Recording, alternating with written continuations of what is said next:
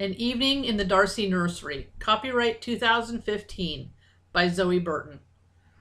Little Margaret Jane Darcy leaned over her mother's shoulder, one hand held to her face with the thumb in her mouth, the other hand held out beseechingly to her papa. Said papa, otherwise known as Fitzwilliam Darcy, had just entered the nursery to spend a couple of hours with his wife of 10 years, Elizabeth, and their 4 children. Seeing his youngest child reaching out to him over the back of the settee, he plucked her out of her mother's arms, lifting her high in the air to toss her up, and then snatching her back to his chest when she squealed.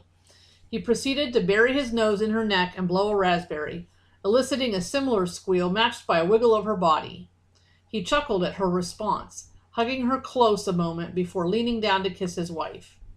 Elizabeth ran her hand down the side of his face. "Have you come to join us, my love?" "I have. Is there room here beside you for me?" "Always," she smiled lovingly. No sooner had Darcy sat himself down than the rest of his children looked up from their play and noticed his presence. A chorus of "Papa!" rang through the room as 3 small bodies hurled themselves at his lap. "Children!" His deep, commanding voice stopped their headlong rush. "Be gentle. You would not want to hurt Margaret." "No, Papa, we would not. We are sorry." "Are we not?"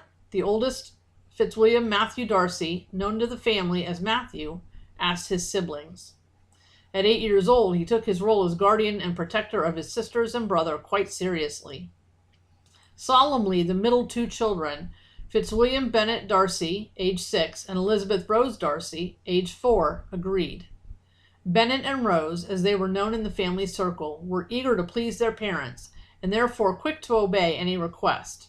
This did not mean, of course, that they behaved with perfect decorum at all times. Bennet and Rose took after their mother in personality. They never meant to try their nanny's nerves, nor those of their parents. It just seemed to happen. Mud was meant to be played in, stick horses were made to be raced, and trees designed to be climbed. Surely any reasoning person could see this, they agreed. The fact that they were always together in their misdeeds was at least a small relief to their parents. There was far greater chance of losing one than losing both together. "Very well then, your apology is accepted. Carefully now, you may one at a time climb up for a hug." When all 3 had embraced him and gone back to the game, Darcy wrapped his free arm around his wife. Making sure Margaret was well settled on his shoulder, he leaned down to softly kiss his beloved Elizabeth. "How was your day, sweetheart?" he asked. "Very well. Margaret drew her picture today." "She did? Impressive." He kissed her little head. "On the wall." "The nurse was unhappy, the maid less so," Elizabeth informed him with a chuckle. "Oh no. What inspired that, I wonder?" "Nurse said she turned her back for just a moment, and when she turned around again, there was Miss Margaret, scribbling merrily away." Darcy bit his lip. It was hard not to laugh at the amusing manner in which his wife shared her story. However, he was certain he never wrote on a wall, and he did not want his daughter to do it either. "Come now, Fitzwilliam, even you must admit it was funny." Finally letting go, Darcy laughed. "It is, I admit. I do not want her to think she can go writing on walls, though. We can certainly afford paper. Did you admonish nurse to keep a closer eye on our youngest heathen?" "Indeed I did.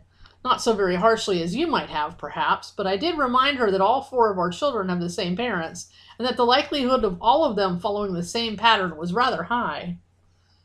The twinkle in her eye and lifting of her brow caused him to laugh out loud. "Indeed, that is so.